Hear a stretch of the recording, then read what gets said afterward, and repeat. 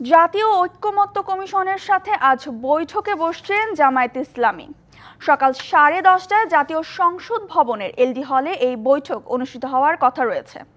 সংবিধান, নির্বাচন ব্যবস্থা, বিচার বিভাগ, জনপ্রশাসন এবং দুর্নীতি দমন কমিশনের সংস্কারে প্রধান উপদেষ্টার নেতৃত্বাধীন ঐক্যমত্য কমিশন 166টি সুপারিশ করেছে। এসব সুপারিশ নিয়ে রাজনৈতিক দলগুলোর মতামতের উপর আলোচনা করছে ঐক্যমত্য কমিশন।